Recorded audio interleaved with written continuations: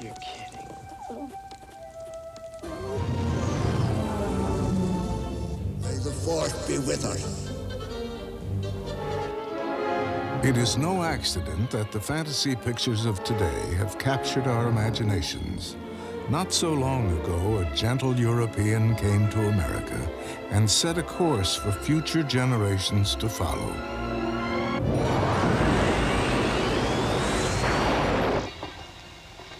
Hey! It's moving!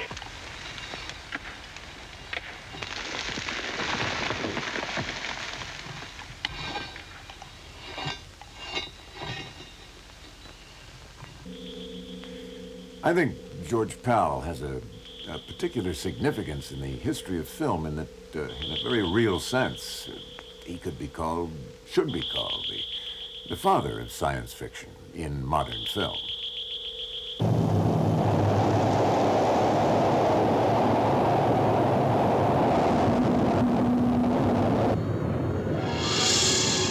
I was free again.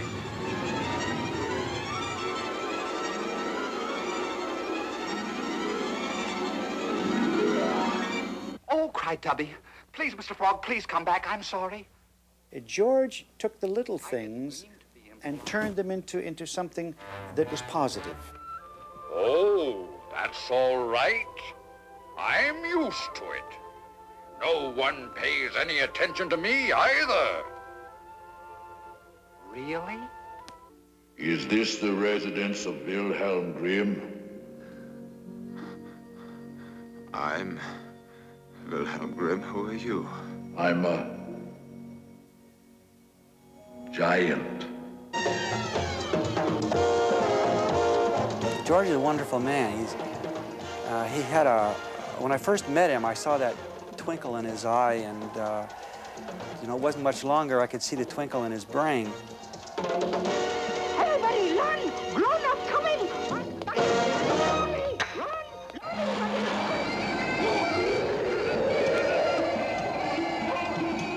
Today's filmmakers, a lot of people who are making this kind of picture, started their interest in fantasy with George Powell, because the pictures had what makes people want to go to these movies, which is a sense of wonder.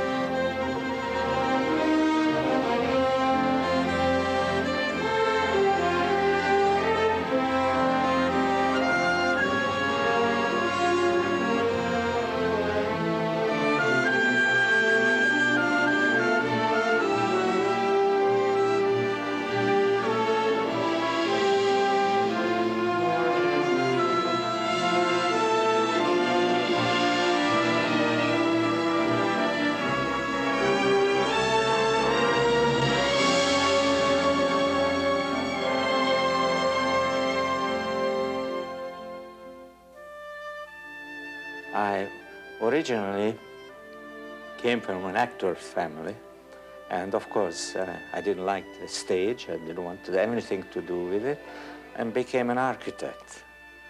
When I graduated in Hungary as an architect and got my diploma, it was nothing to build. But fortunately, I could draw, and so I made animated cartoons, lots of cartoons, commercial cartoons. But for George Powell, the flat cartoon wasn't enough. He was always thinking, always drawing. One day, he came up with a big idea. The way it happened, the curious way, I got a commercial about cigarettes, and I made them dance, you know, to the rhythm of the music, the cigarettes, and I was so bored drawing cigarettes, a straight line, picked up the telephone, called the sponsor, and said, what do you think if I use your own cigarette? You know, put even the trademark on it, and you can see the trademark all the time, and all. Oh, can you do that? I said, sure, sure. So I started to move cigarettes to the rhythm of the music. And it frame was by just, frame animation? Mm-hmm. And then we put just a step further, you put heads on it, the mouth, so they could talk and they could walk, legs on it, etc. And then they gradually developed, put the flat animation into 3 dimension, using the same technique, stop motion, you know.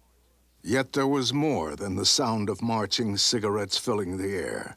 So George and his wife Zsoka left Berlin for Paris. George had an idea to make a film entirely out of glass. He wrote the story and called it The Ship of the Ether. And he presented it to C.S. Newman in Holland, and he loved it. But he said, well, you can't possibly do that in Paris. Where could you do it? So why don't you come to Eindhoven? We have the glass factory, and you can do anything you want there. And so we did. George converted an old butcher shop into a studio. Larger quarters were soon found, and suddenly the biggest dimensional cartoon studio in Europe was in full gear, employing some 70 artists. George produced dozens of films for commercial advertisers, and they were seen in movie theaters just like commercials are seen on television today. George's hand was ever present, eventually turning his product films into story films, which he aptly dubbed Puppetoons. And the first stage of George Pal's form of magic was born into the world.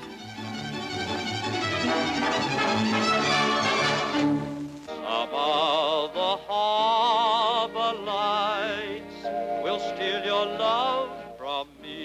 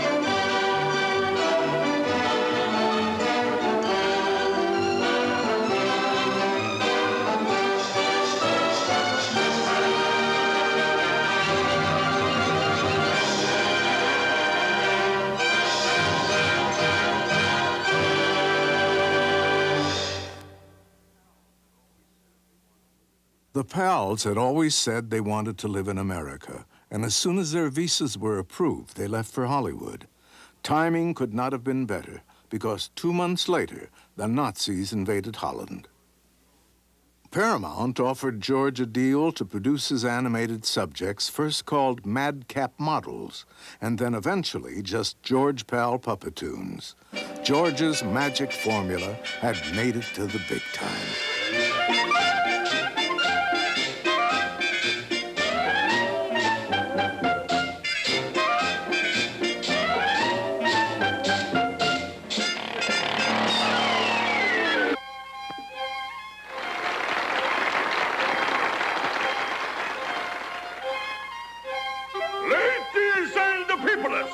We have with us tonight that great star of stages and the screen. That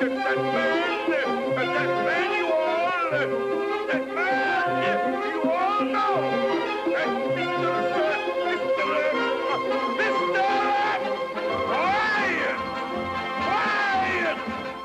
Wyatt! Well, when I first met George, he was making Puppetoons for Paramount. The studio was at 1041 North McCadden in Hollywood. The studio itself was very interesting.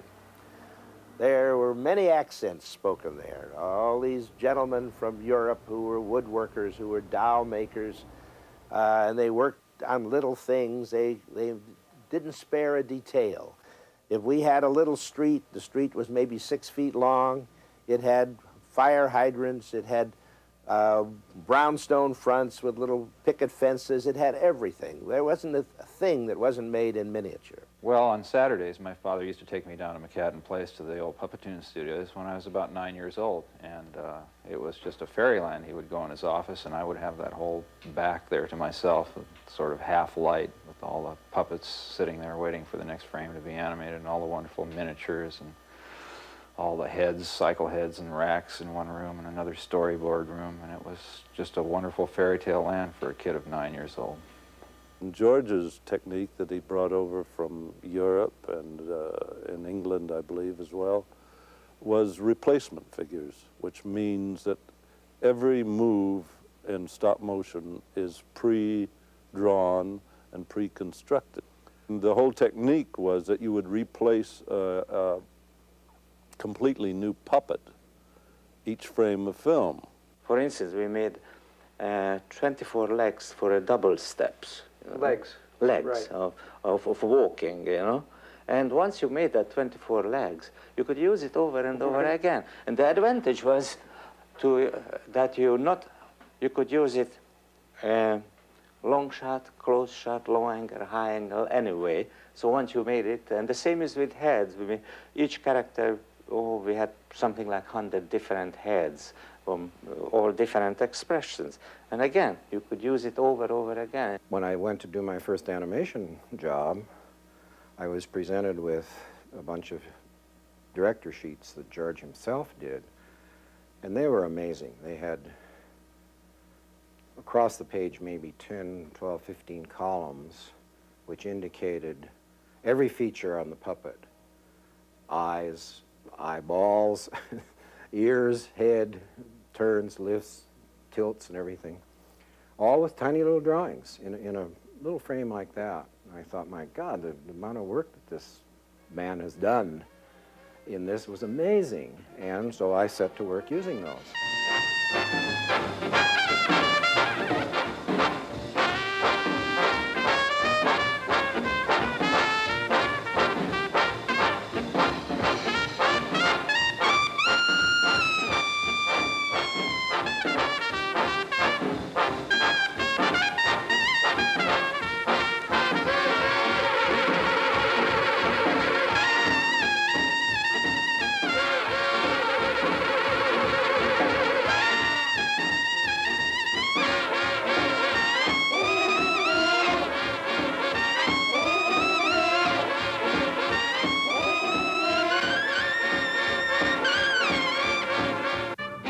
With the war raging overseas, George created the mythical Mr. Strauss as a symbol of the will of the people of Europe to resist and defeat those who would be their masters.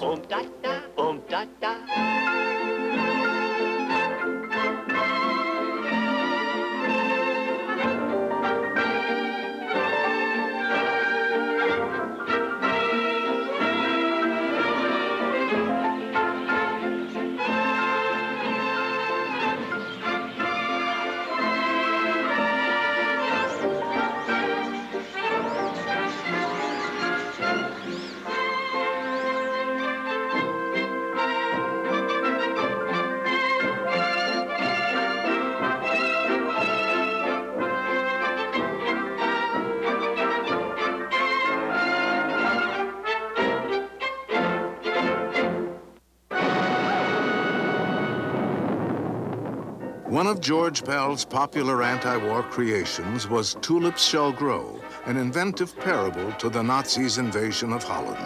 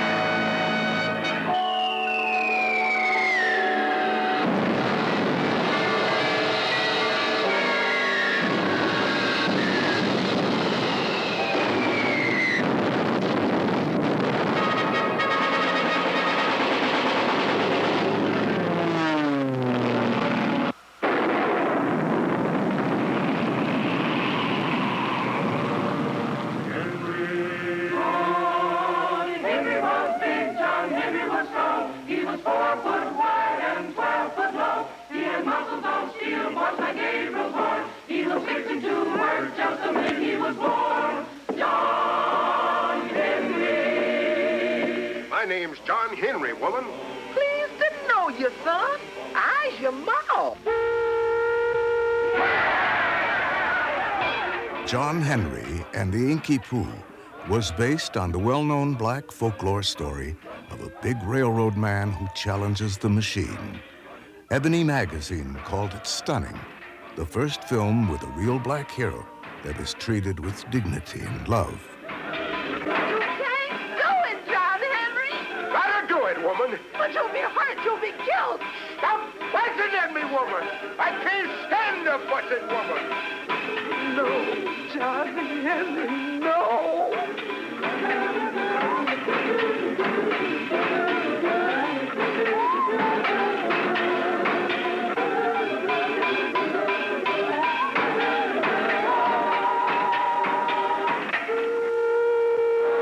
He beat the machine. He drove more steel. And the steel driving engine.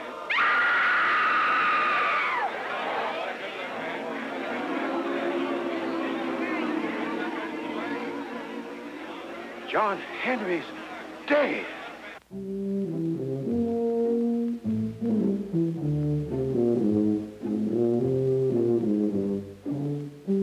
Say, you're a very fine tuba.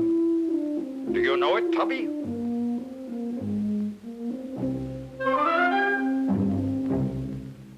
You know, you should try that with your orchestra sometime. Probably the most well-known of George Pal's Puppetoons was Tubby the Tuba, a touching and poignant fairy tale about a little tuba who simply wants his own song to be heard. Why, how perfectly wonderful. Please, Tubby, maybe sing your song, too. The fun of the Puppetoons was that they were such a novelty to all of us. I think we all see the Gumbies and that sort of business these days and think it's fairly common, but it had to have been just immensely new to everyone in those days. No one in America had been able to produce short subjects in the medium of dimensional animation until George brought his technique over and started the Puppetoons. Well, the Puppetoons, in my personal opinion, are my father's greatest work, and I really love them. I think they're just beautiful. They have a wonderful look that is very unique to those films that he made, and I think they occupy a place of greatness in the history of animation.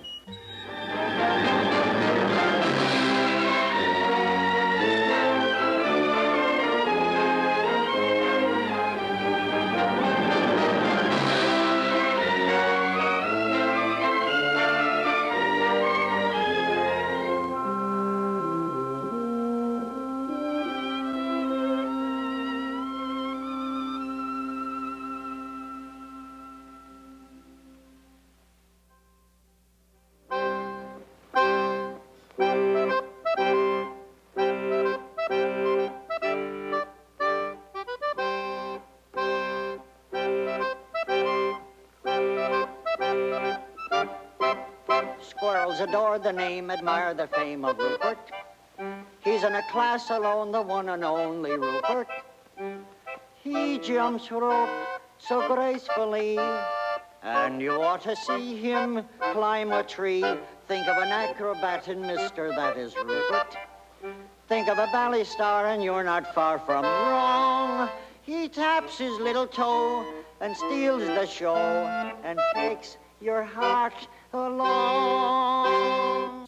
Rupert, the great Rupert, which was originally the story of a mouse, but was changed into a squirrel because you had Mickey Mouse and MGM's mouse to contend with in the other field. It starred Jimmy Durante, and it was George's first attempt at a feature film.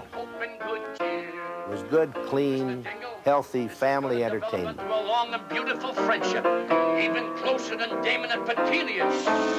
Now isn't it a shame that Christmas comes but once a year?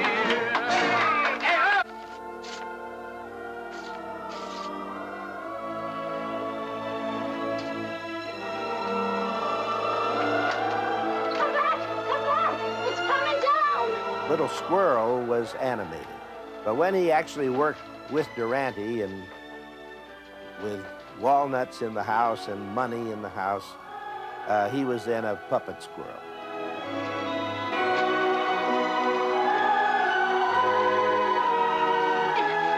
Exactly a week ago at about the same time.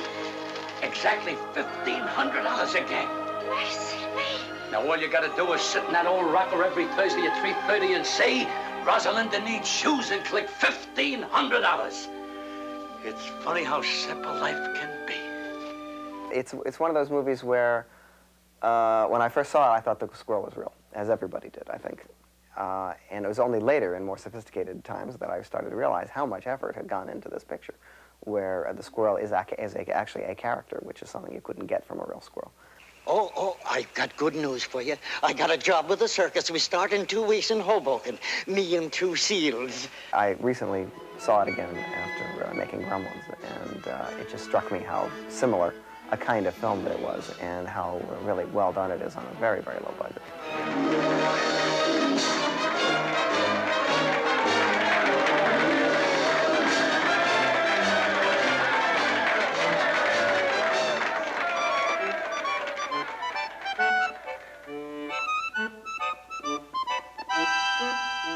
The Great Rupert was the kind of positive entertainment that warmed audiences, but for George was merely a stepping stone, who next aimed his sights for the heavens.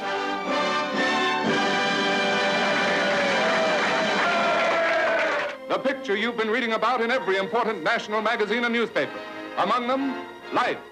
This week, the New York Times, Popular Science, Seeing Stars, Popular Mechanics, Parade, the New York Daily News.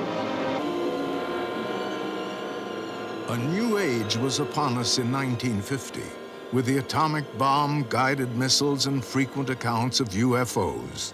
Somehow, we were never the same again. Credibility came to men like Werner von Braun, Willy Leigh, Robert Heinlein, and, of course, George Pal. In 1950, when we made Destination Moon, I know I was very much annoyed when people came on the stage and they said, you're making a fantasy.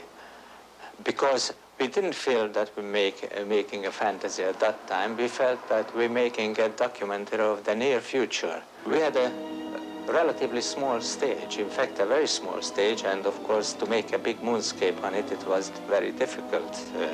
But what we did use, ingenuity instead of dollars. So we had put cracks on the moon, and we knowing very well that there are no cracks on the moon, but we needed something that we can make a forced perspective. So we made the cracks very large in the foreground and very small in the background, and we made a beautiful Bonestell painting, a backdrop behind it. And that gave an illusion that the moonscape is really large. Well, I don't know exactly where the idea came from. I know where I first heard about it, and that was from my good friend George Pal, who has nursed the idea of doing this picture for quite a while. I wonder if we could talk. I'd like you to meet Mr. Pal. George, Miss Gardner, Mr. Pal, Hello. Mr. Hetherington, Mr. Pal. How are you? You know the other fellows, don't you? I live with them. Mr. Pal, where did you get the idea for a picture like this? Well, it isn't particularly my idea. I always look for something unusual, different, like we used to do it in the old Puppetoons, do you remember? Well, everybody remembers the Puppetoons. They were so cute.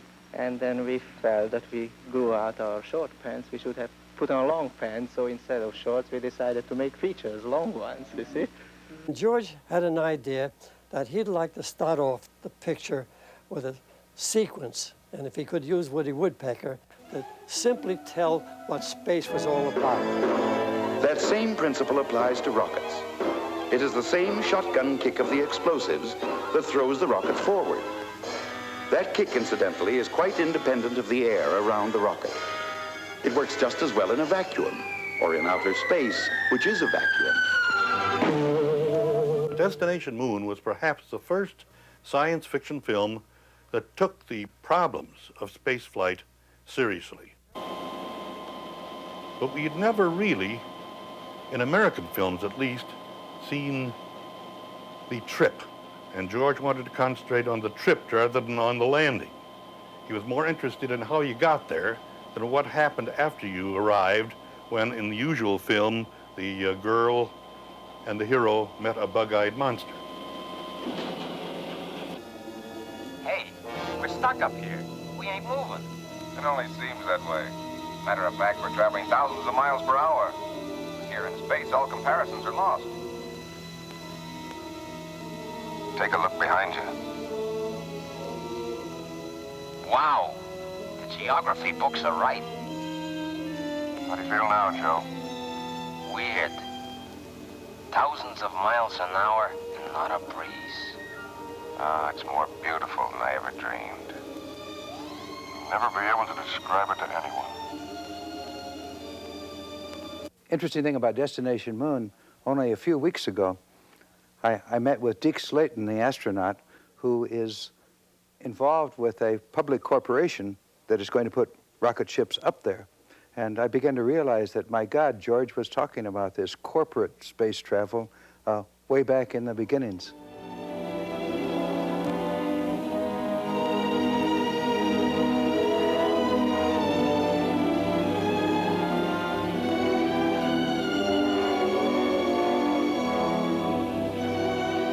The most amazing thing about Destination Moon was that it was really almost completely a preview of what was to come later when we actually landed a man on the moon. Here, men from the planet Earth, first set foot upon the moon, July 1969, AD. It came in peace for all mankind. By the grace of God, and in the name of the United States of America, I take possession of this planet on behalf of and for the benefit of all mankind.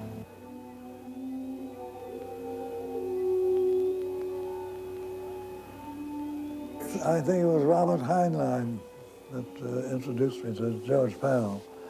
When he had any changes he wanted me to make in what I was doing, he was so nice about it. He'd say, you know, Chesley, why don't you try this and see if that would look any better? He always made it look as though that he might be wrong. He was very beautiful the way he'd put it to you. He said I knew more about the moon than any other man, and he wanted me to design the ship. The Harpalus gave me just the view I wanted. The Earth looked normal. It was down near the horizon of the moon, so you could get a piece of the moon in the picture. We loved Chesley Bonestell's work, who really led us all into the space age with his paintings. He was the first artist and in many ways remained supreme. Back in 1950, when we all trooped off to see Destination Moon, we expected to have the breath stunned out of us, and we did. We were so grateful for the fact that finally a color film had been made on a subject that we all loved. It put into visual experience all the things that we dreamt about and really kind of knew about all those years. When I saw Destination Moon, it had a real impact on me. You know, it was so beautifully done. As a matter of fact, I'm sure that this impact that it made on me had a lot to do with my thinking and working on The Day the Earth Stood Still. Because Destination Moon was really a major turning point in film history.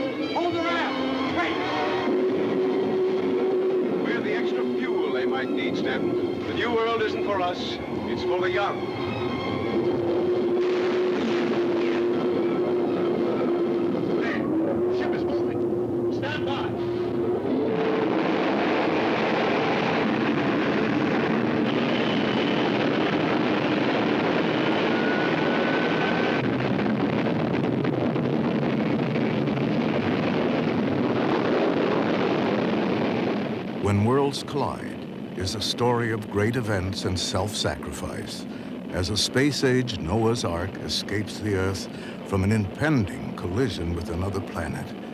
The seeds of humanity on board hope to rebuild civilization on a distant new world.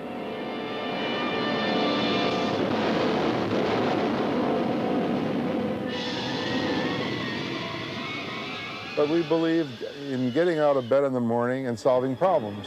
And by the evening, we will have solved some of them. So Powell, again and again, in each of his films, makes that point. If the world is going to be destroyed, you build an ark and you get off, and you take life with you, and you take it out to the farthest planets, and then you live forever.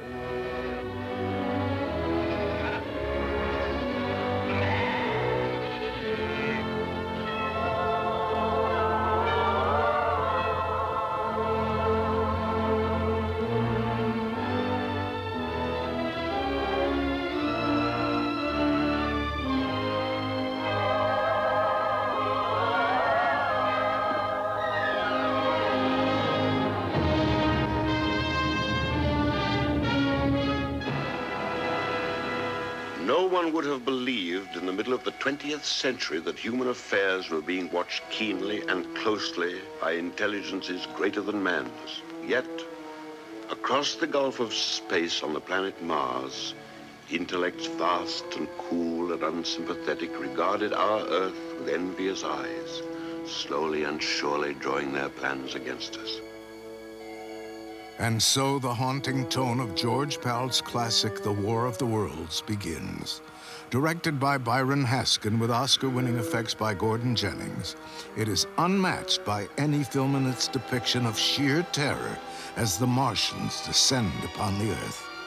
It continues to keep audiences spellbound over a quarter of a century after it was made.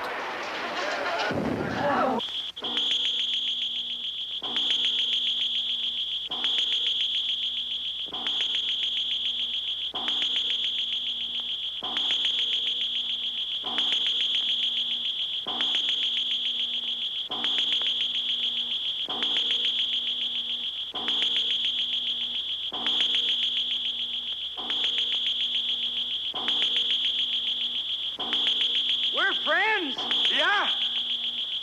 Hey there, open up. Come on out. We're friends. That's right. We welcome you. We're friends, yeah? Gordon Jennings did the special effects for War of the Worlds, and he did really a magnificent job. Well, we actually made a replica of downtown Los Angeles, including the City Hall, which we blew up. Incidentally, H.G. Wells invented the word saucer-like machines, which the flying saucer comes from. And they were going through the street of Los Angeles. And naturally, we put in all kind of additional effect, optical effects.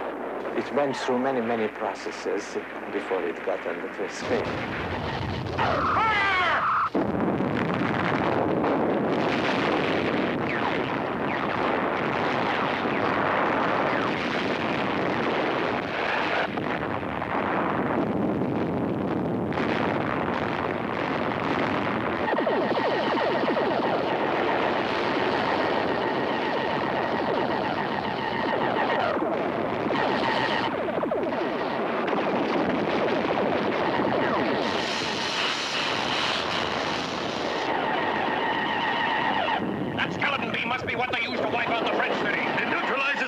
Somehow. They're the atomic glue holding matter together. Cut across their lines of magnetic force and any object will simply cease to exist. Take my word for it, General. This type of defense is useless against that kind of power. You'd better let Washington know. Fast! Hold them as long as you can. Right, sir.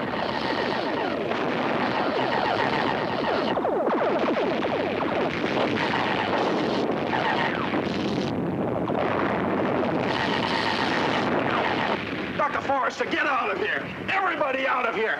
Everybody out!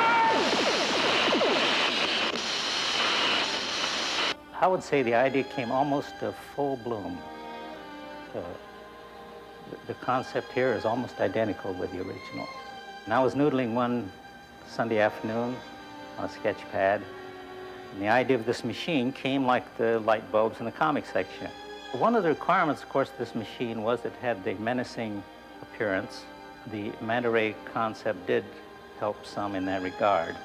Byron Haskin and Gordon Jennings, they both liked it immediately, and Hal particularly, I think because it helped his concept of what this machine should do in the picture. I think that was one of the things about Pal, that he made his concepts quite clear to us, I felt. So the film works on so many levels. The sound of the Martians, the look of the Martians, the residual side effects of sensing something snake-like here, which was planned and carried out and worked. So I think the film is a triumph of mood setting and suspense and real terror. Thou anointest my head with oil, my cup runneth over. And I will dwell in the house of the Lord forever.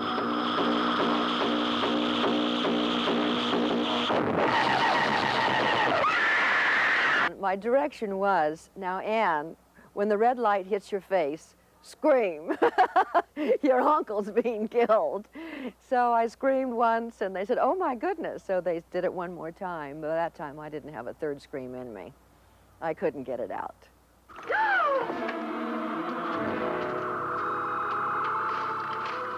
Something moved out there. There's nothing there now. It was one of them. What was it like? Couldn't see much in the dark, but it was one. We're right in a nest of them. I've got to get a good look at them. And George had enough foresight to realize that almost anything that was shown on the screen with the then fairly crude special effects that were available would prove disappointing. So he heightened the audience's terror throughout. They saw what the monsters did, but they didn't see the monster. Only for a few seconds on the screen. When it appeared, it had exactly the effect that he wanted, and showed, of course, George's genius for anticipating what was most effective with an audience.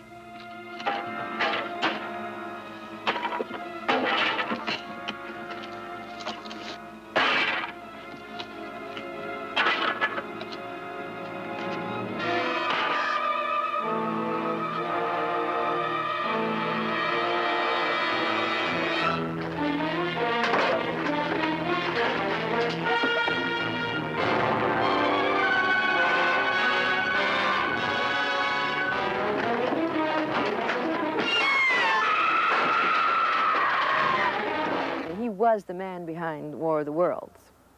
No question about it. He was always on the set in a very quiet way, but there was never a harsh word or any, no one ever said, cut, you know, we're going to have to discuss this.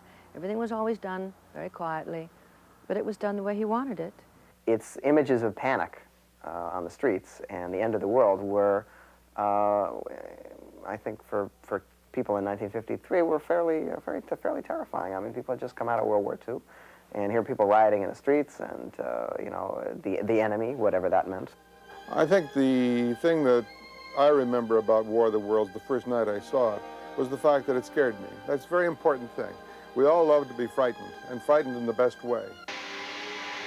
And the good thing about Pal's films is that he scared you on occasion, but he gave you options and ways out of working your way out of the problem.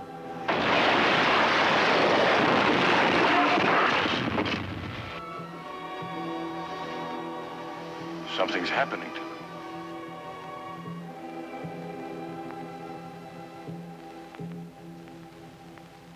He went for things which were just beyond man's knowledge, just a little way beyond.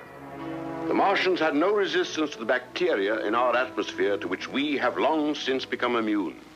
Once they had breathed our air, germs which no longer affect us began to kill them. The end came swiftly. All over the world, their machines began to stop and fall. After all that men could do had failed, the Martians were destroyed and humanity was saved by the littlest things, which God in his wisdom had put upon this earth.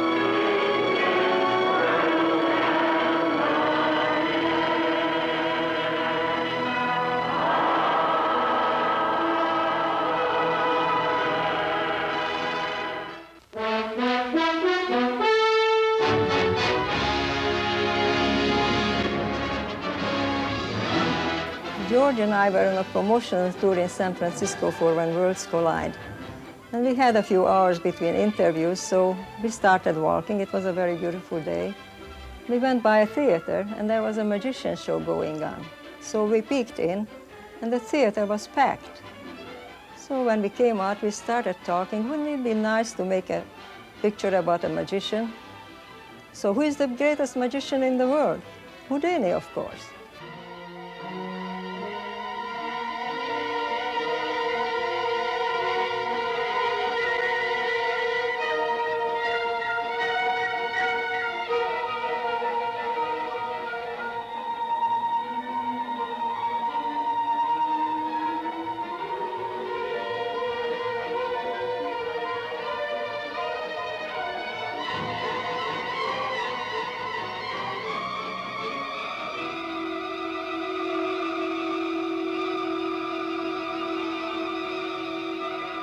Well, George Pal was so generous in his compliments, in his behavior as a man, that it defied not wanting to do the best for him. The chain broke.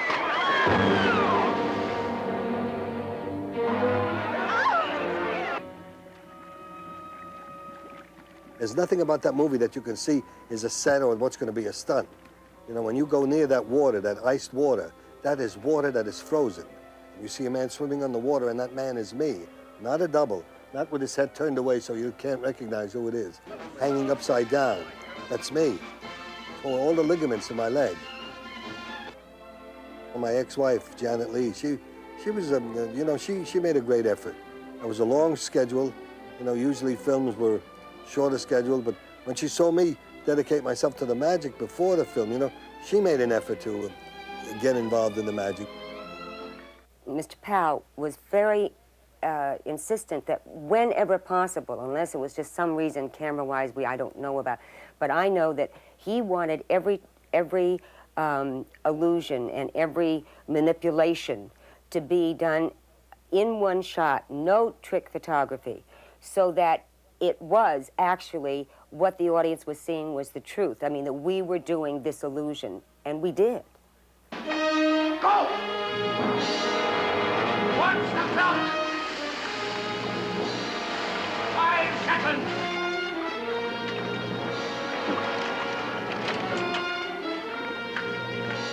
10 seconds!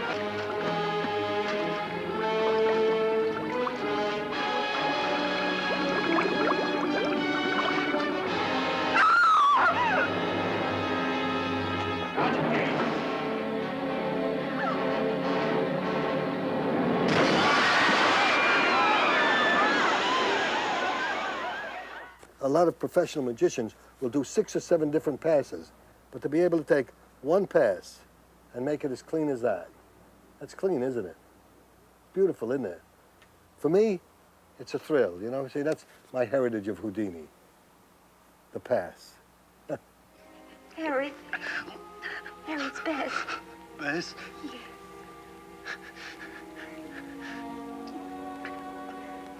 I'll come back, Bess. If there's any way, I'll come back. I'll come back. George Pal is not one who should ever be overlooked because he had great imagination, obviously, and so that it was so perfect for him to be involved in the magic because magic is so much of imagination. Sound the alarm. They're trying to cross. Signal the dam more water. The Naked Jungle, based on Carl Stevenson's short story Leiningen versus the Ants, was George Pal's next undertaking. In it, Charlton Heston struggles to save himself and his South American plantation from being eaten alive by armies of marching marabunta ants.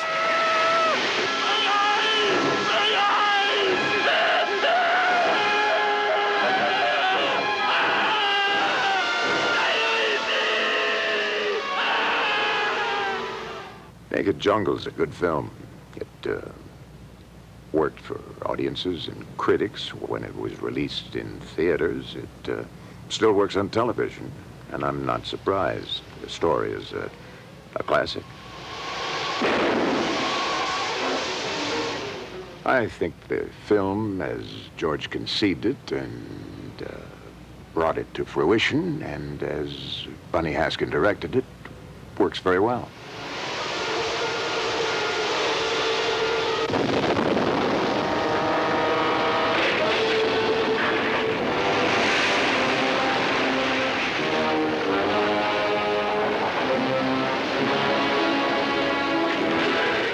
You could call it a landmark film for me as an early personal success. I remain most grateful to George for the opportunity he gave me. I know Walt Disney and George Pal were great friends for an awfully long time, going clear back to the 40s.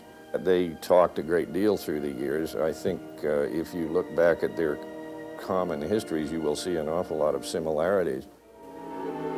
I know that one of the things that George Pal wanted to do was 20,000 Leagues Under the Sea.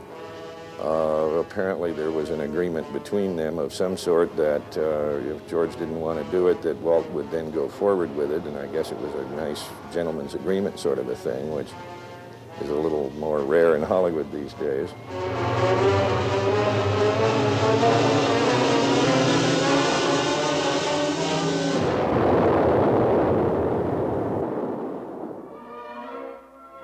Stanley Kubrick's masterpiece was a blueprint for space travel films that followed. Yet some 13 years earlier, George Pal imagined an epic space adventure to Venus, Mars, and Jupiter based on Chesley Bonestell's book, The Conquest of Space. Although George only landed us on Mars in the finished film, it is still filled with spectacular special effects that were not only astonishing, but prophetic. To audiences in 1955, this was their 2001 in Star Wars.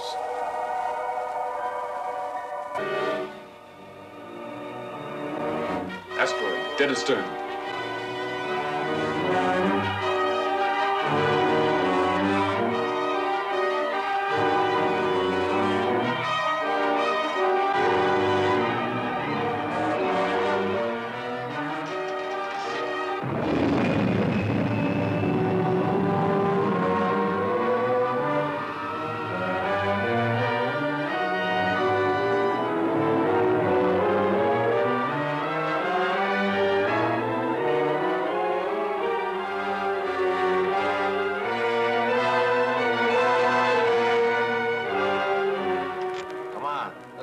Before they throw something else at us.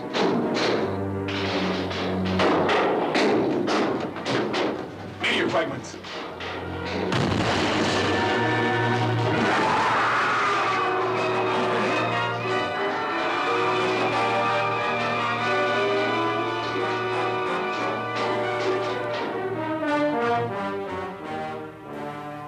Only in later years has George Pal's impact on science fiction and fantasy really begun to be realized.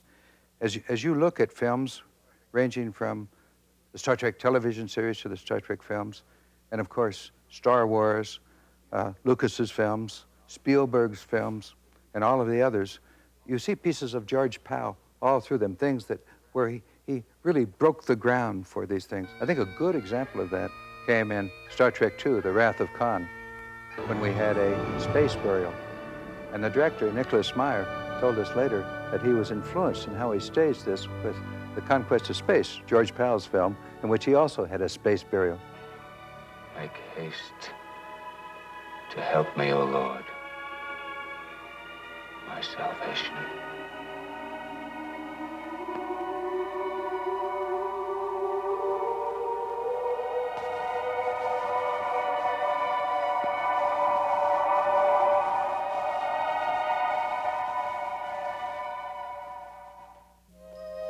From the depths of space, George returned to a fantasy idea he had wanted to make for years, this time as director, and it was called Tom Thumb.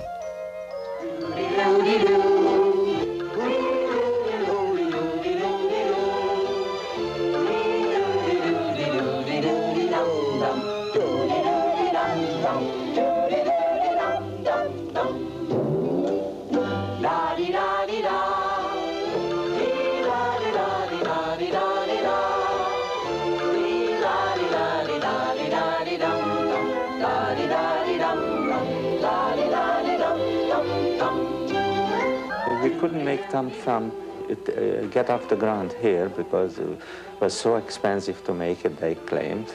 But we went to England, and I was very happy with the art directors there and the workers over there.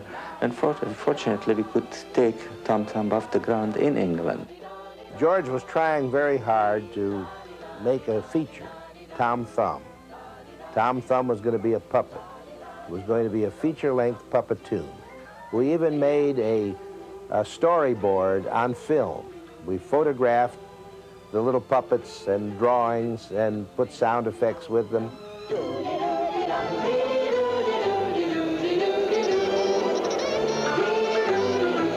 Oh, you're talking.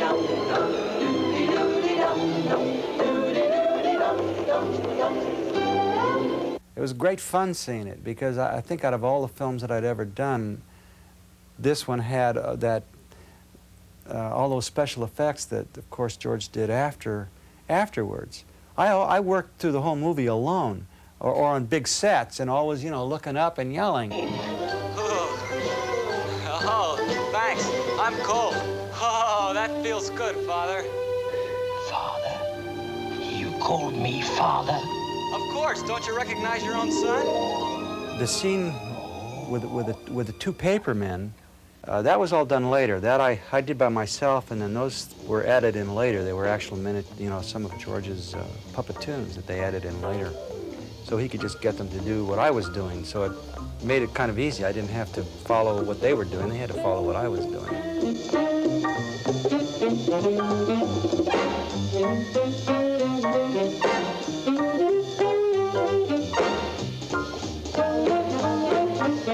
George, that dance is terrific.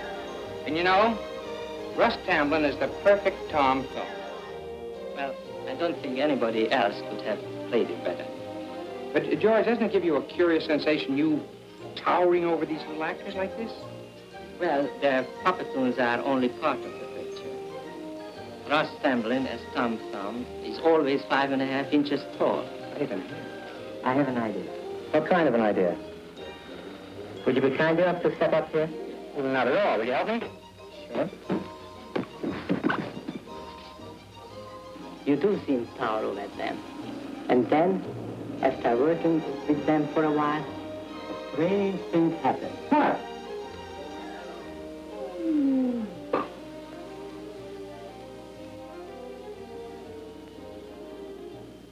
Hey, what's going on?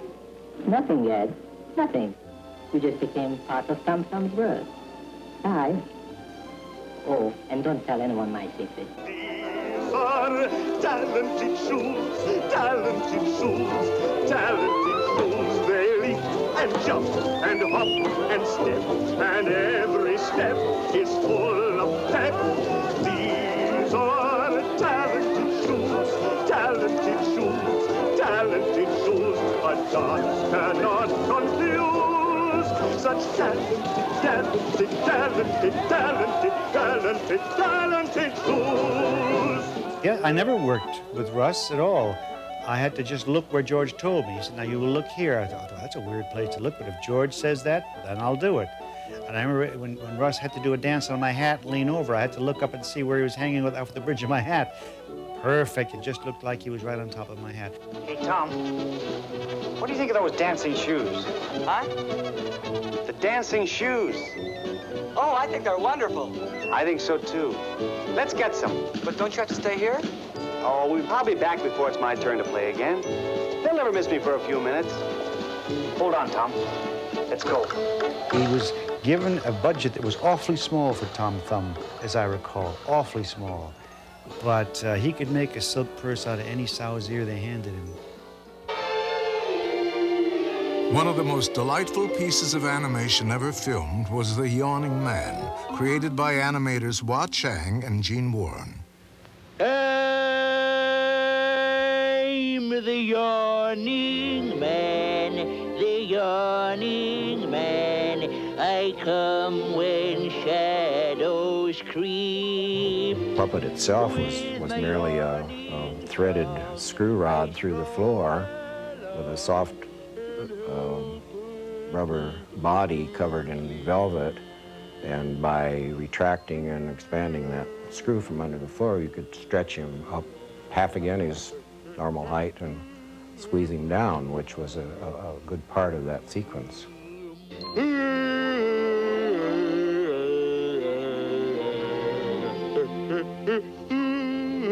The big part of Tom Thumb, of the version, the film version that we saw, it had a very sweet side to it, a very innocent side that goes very deep.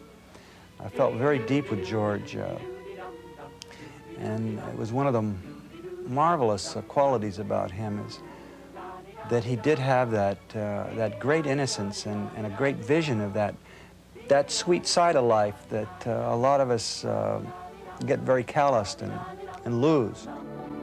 Hey, Woody, is this how you do it?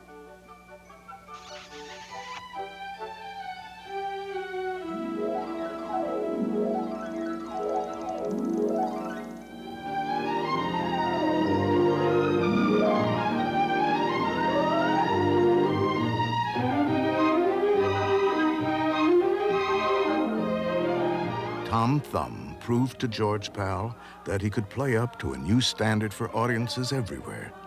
It was the kind of magic George knew best. Yet through it all, he was planning for perhaps his most fantastic adventure of all.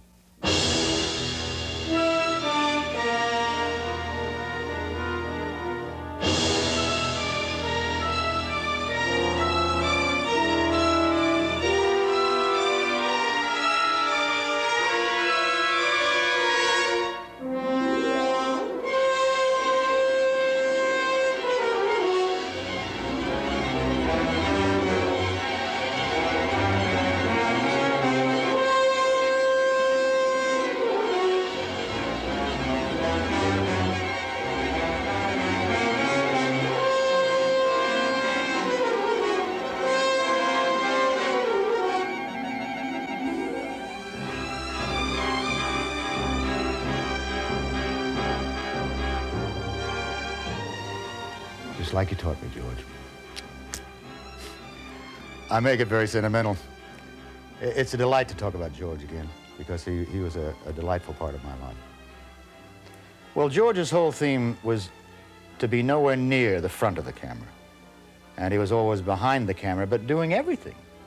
He would make the sketches, do the colorings, design the sets, design even costumes, and rewrite as we would mutually agree to play something.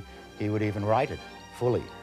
And he injected all the ideas that I really think made Time Machine, the film, the classic it is today.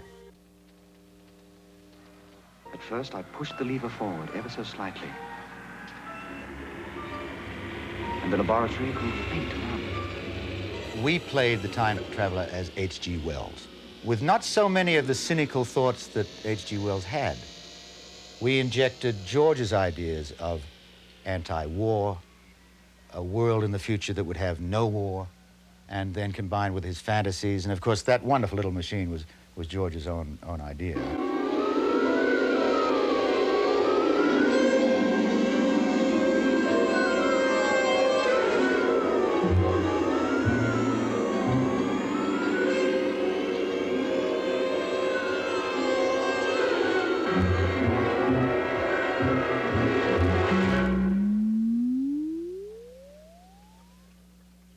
I, as a director, had to have bird's eye view of all these things, and remember that, wait a minute, this will happen here, or what happened before, etc. And have to just point out.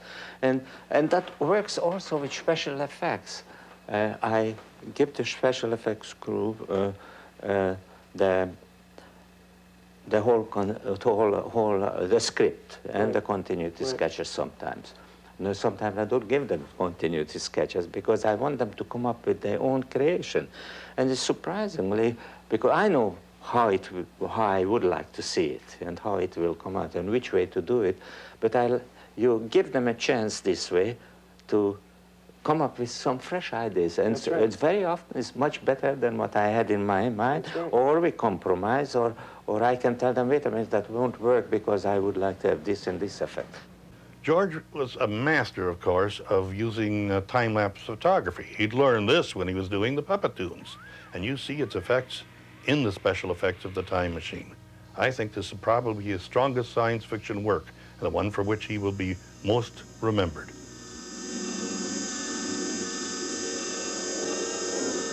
Became intoxicated. Though I pushed the lever on toward even greater speed.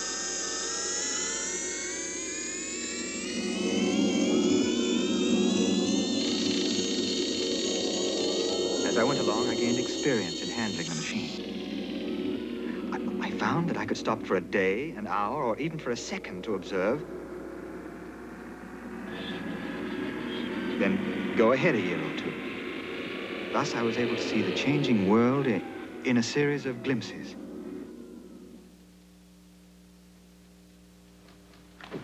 Good heavens. That's a dress? This was intriguing. I wondered just how far women would permit this to go.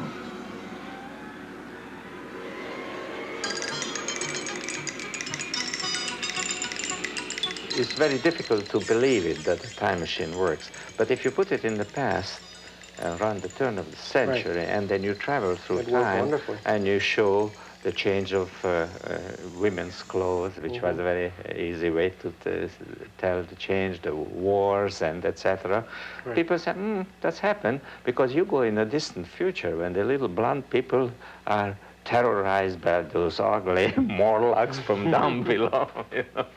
That's a little bit far-fetched, but I think that was the key to it.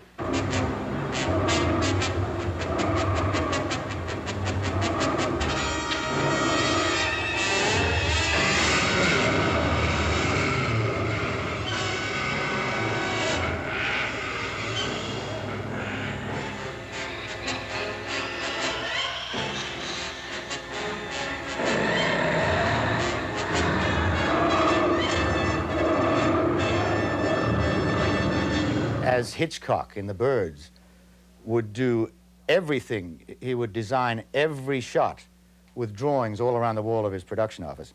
George did the whole thing himself. He drew everything that would happen. Me going down to the Morlocks, me with Wiener, everything he did himself. He was the most creative, wonderful guy to work with that's ever happened to me. We made Philby a Scotsman. And it was nice because Scottish people have a sort of a loyalty to their friends, which was what we wanted to have too. And George went right along. I thought, boy, he's doing everything I want. He was doing it because he liked it. But that scene where I talked to Rod was well directed by George. As I recall, and we worked at that scene for quite some time till we got that camaraderie, that buddyhood together. George? You promise you'll not go out of the house tonight?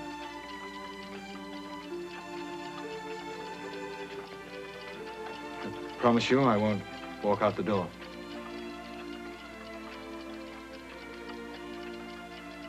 Davy, I'm sorry. Please don't think me unkind or unfriendly. Look, just come over to dinner next Friday, will you? Very well. Fine. Bring the others with you. As you say, George. Happy New Year. Happy New Year, David. An actor, I think, knows the character better than the writer or the director or anybody, because the actor studied that one particular character, you know what I mean? So really studied. So when they show me this scene, then all I have to tell them what not to do. There were so many ways a film like that could have gone bad, gone wrong. Yet his time machine was true to the 19th century. It looked like a 19th century device, yet somehow he got a machine that looked like it also did phenomenal things, too.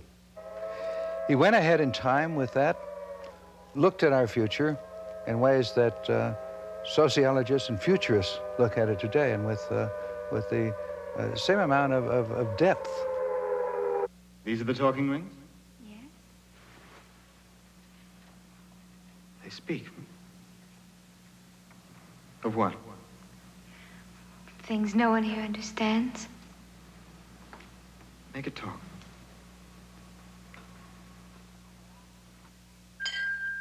The war between the East and West, which is now in its 326th year, has at last come to an end. There is nothing left to fight with, and few of us left to fight. The atmosphere has become so polluted with deadly germs that it can no longer be breathed. There is no place on this planet that is immune.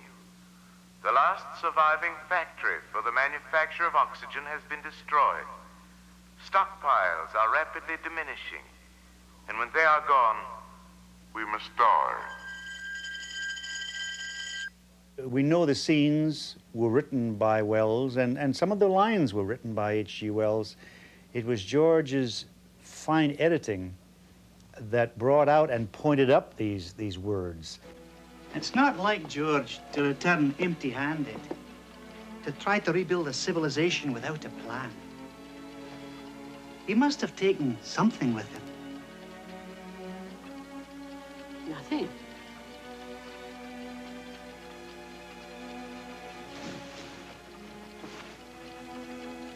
Except 3 books. Which 3 books?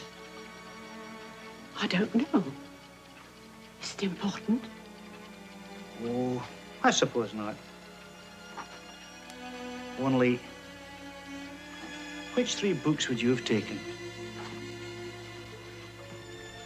Since that picture, I had mail and I've had people talk to me. Each person's got an idea of what 3 books they were. They all know what 3 books they were. One is generally the Bible. That goes without saying. And then whatever religion they are, if they have a book, they took that book too. Shakespeare, they thought, might be the 3rd book. But what 3 books do you think he took? The Greek scholar Plato recorded this theory first over 2,000 years ago. There was once another continent, Atlantis, the lost continent.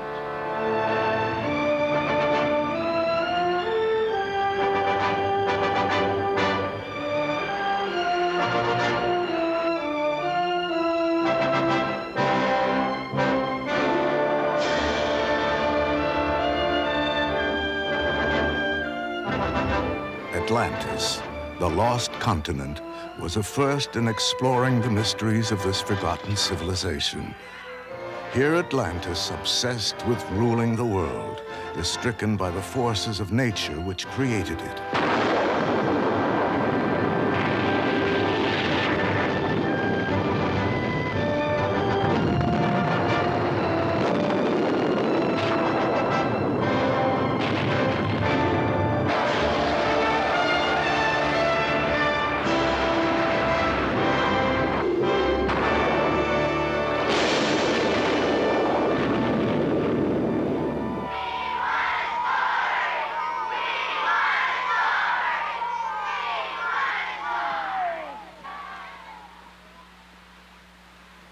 Once upon a time, there were 2 brothers. George Pal's grasp of the fantastic was never so lovingly told as in his production of The Wonderful World of the Brothers Grimm in 1962, the first story film ever done in the widescreen Cinerama process. The Brothers Grimm film was a great film for George, I thought, and gave him a chance to spread out even more, because he not only had the fairy tale sequences in it, but he also had that touching story between the two brothers themselves and their struggle to get their fairy tales on the map. I even got a chance to come back as Tom Thumb at the end when one of the brothers was dying and all of the fairy tale characters came back, and Tom Thumb was one of them. Since you're no bigger than my thumb, we'll call you Tom Thumb. Tom Thumb? Tom Thumb! Hooray, I got a name! Tom Thumb!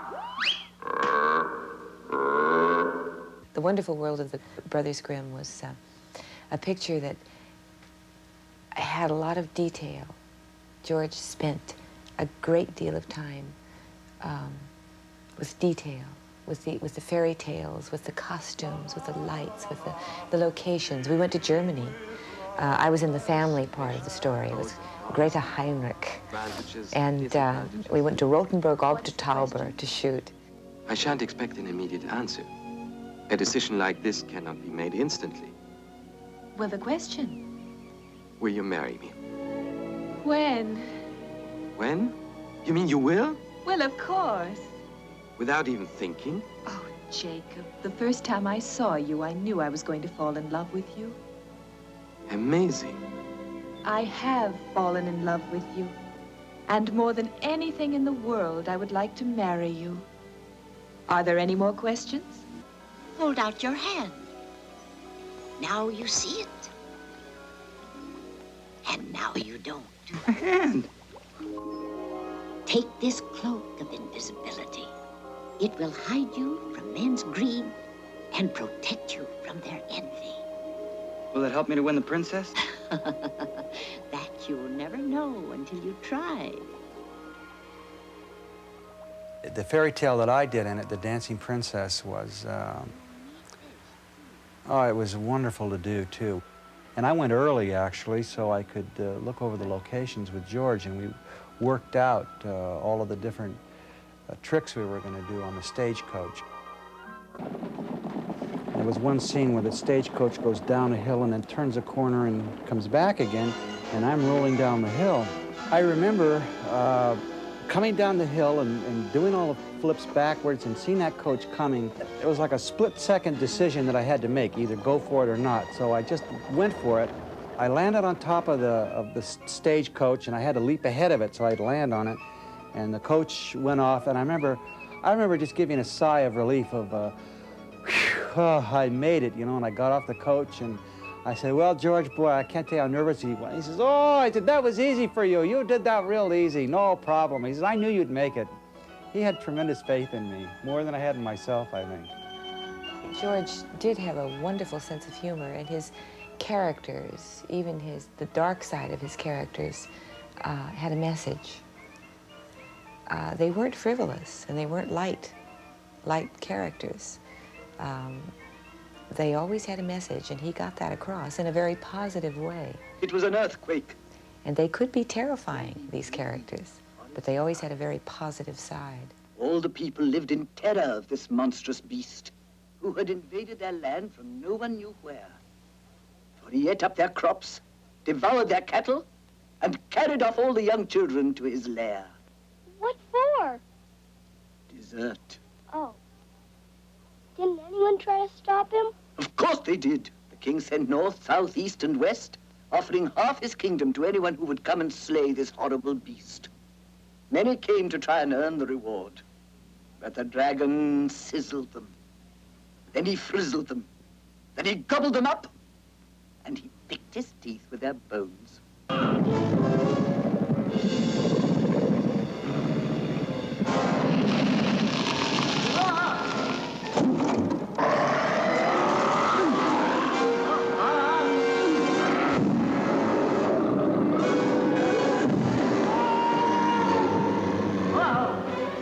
In designing the dragon, we wanted to have a ferocious dragon, but still not too frightening and fanciful. We hit on the idea of putting jewels on the dragon, which gave it a feeling of fantasy. I think the part of the dragon animation, or the dragon sequence, which I liked the most was when the boulder is knocked off the cliff by Buddy Hackett and it falls on the dragon's tail, and the dragon then circles around chasing his tail, and falls down and starts licking it. I had a lot of fun doing that. Gene Warren directed the action of the sequence, and I did the actual animation.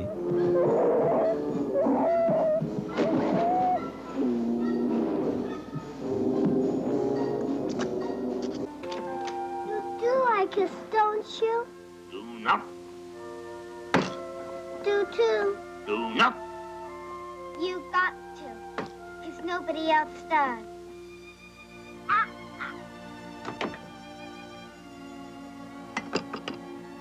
George Powell was kind enough to let me direct the elf sequence.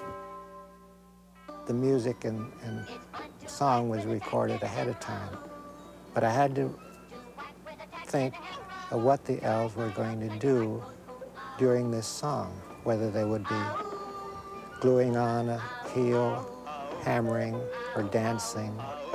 You brush some glue on the shoes, what you do for the heel? For the heel. For the heel. You brush some glue on the shoe for the heel. You do get sticky, but gee, you feel. Ow. Ow. Ow. Ow. Ow. I designed the puppets, and David Powell, George Powell's son, did the animation.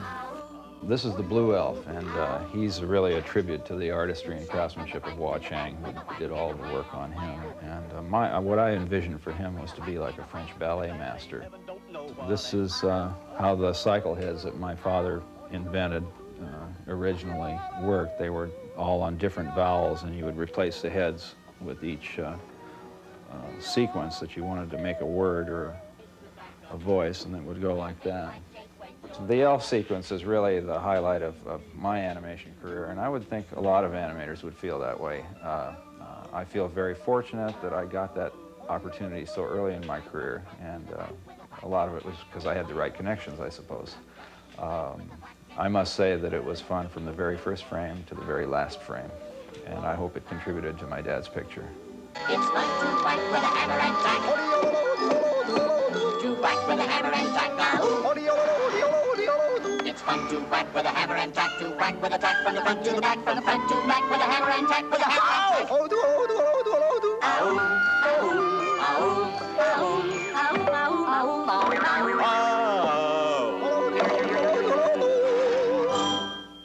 I saw a friend of ours around here a bit ago. That wonderful man who made the Brothers Grimm possible. Where is he? George Powell. Right here. There he is.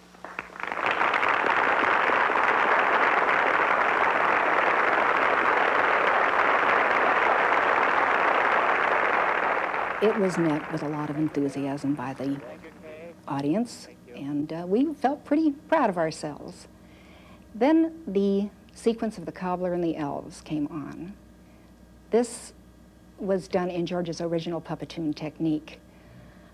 When it was over, the audience applauded. It was a roaring success. It was just so, oh, how can I say it, so heartwarming to know that the audience remembered the Puppetoons and loved them as we do.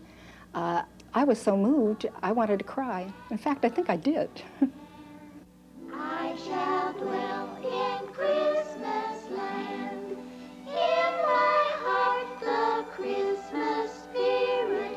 Listen closely, you can hear it. Christmas land. The wonderful world of the Brothers Grimm is a timeless fantasy, and for George Powell, a strong voice for his imagination. On my cheeks two roses grow, on my nose a flake of snow. Holy holly in my hand, I shall dwell in Christmas land, Christmas land.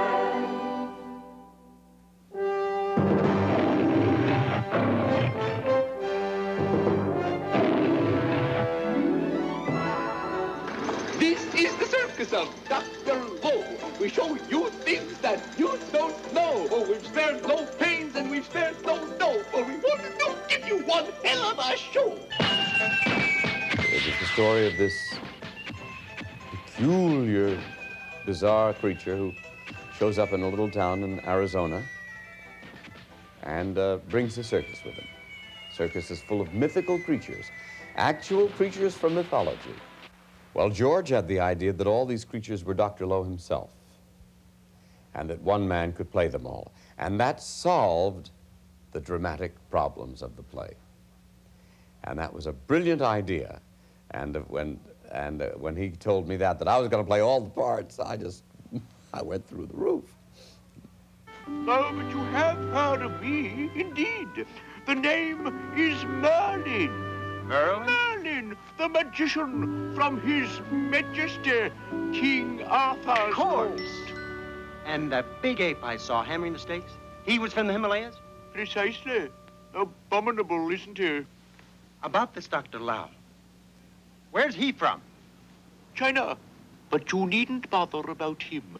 No talent there. Strictly an executive type. I only read futures. I don't evaluate them. That's utter nonsense. The future is always nonsense until it becomes the past. I'll show her! All right, take the little hussy, you don't...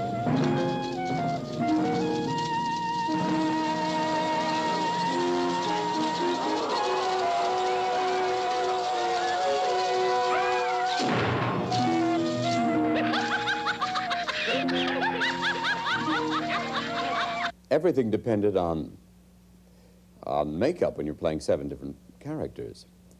Luckily, the head of the makeup department at MGM was Bill Tuttle, who's a master. He's in a class by himself. And he had a method entirely his own.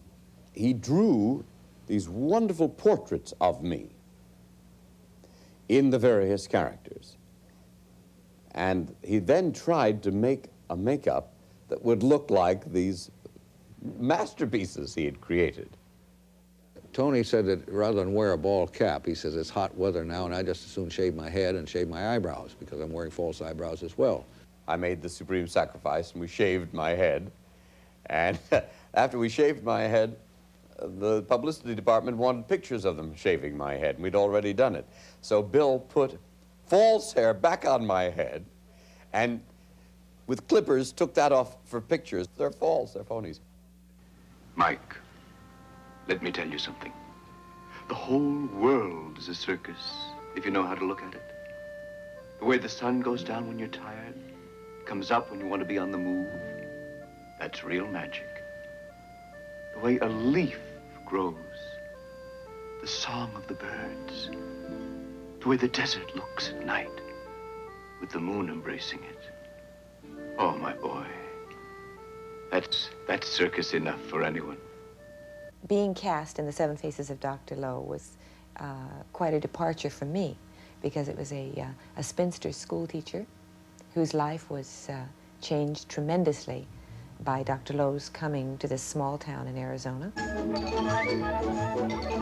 It was a hard film to make, a very difficult film, because of all the costumes and the differences in makeup, because the part was so very different from anything I'd ever done or have done since. I loved it. I just loved doing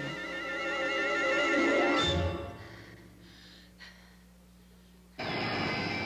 A special effect highlight of The 7 Faces of Dr. Lowe was this sequence animated by Jim Danforth.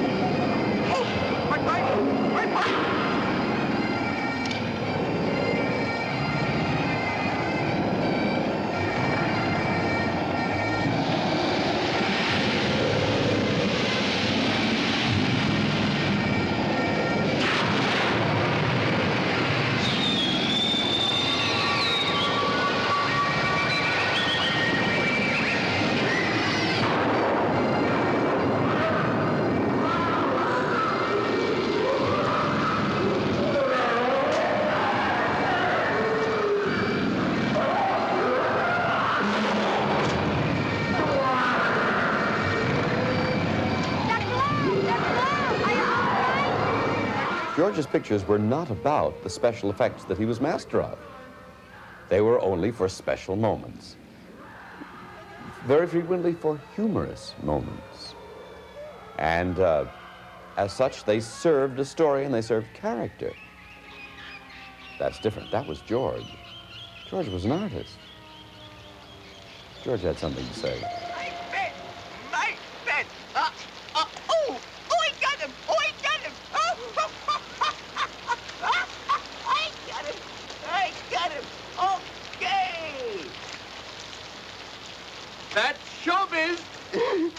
George was of a type that has always been rare, and I don't think I've met one in the last 15 years. George was a gentleman. George was a born, gentle man. George did it with his sweetness, his kindness. He was such a dear fellow. You wanted to please him. You realized that you were dealing with one of nature's noblemen. He was such a sweet, sweet man. I don't think he'd ever said an unkind word to another human being in his life. I wonder where he came from. Or where he's going. Or if he was ever here at all.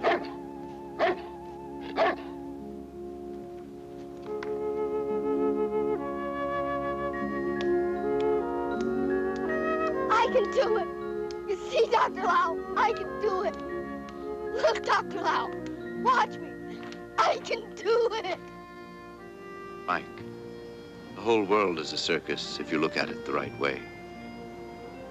Every time you pick up a handful of dust and see not the dust, but a mystery, a marvel there in your hand. Every time you stop and think, I'm alive. And being alive is fantastic. Every time such a thing happens, Mike, you are part of the circus of Dr. Lowe.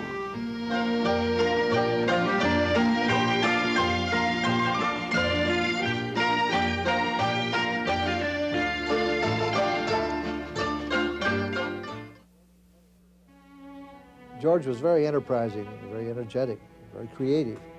What I was always impressed by was his putting so much into visualization. I went up to his house one day and he had these giant, wonderful sketches of sets and scenes and characters. You see, George just didn't tell you what he knew about a project. He just didn't give you a script. He gave you these great projections of what it was going to look like visually. He was just a genius at this. The pictures that were made in the earlier days have a love for them. I mean, he was, George loved what he was doing. He was excited about it. Every time you talked to him, he sort of produced an excitement in you that was contagious. There were no secrets with George. He just was open with everybody he met, and I think that's why George loved people, because they loved him. He was the funniest guy in the world. He was funny and full of practical jokes, and he'd giggle and enjoy things so much that friendship with him was just a joy every day. George Pal was an artist in the truest sense of the word. A lot of filmmakers try and imitate other filmmakers or imitate things that have been done. But George was an innovator. He was an original thinker, and the vision that he had of films and of what he wanted to get across was pure and simple and beautiful. I wish we could see one like him soon. I'm not that pessimistic that we shan't see another one like him soon. I wish everybody could be like him, and very soon. We need him. Mr. Filby, do you think he'll ever return? One cannot choose but wonder. You see, he has all the time in the world.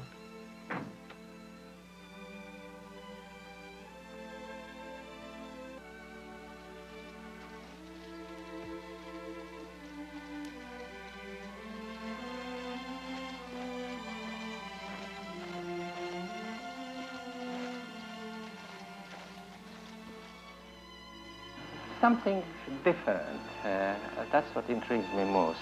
When people say this is impossible, it can't be done, I'm already interested.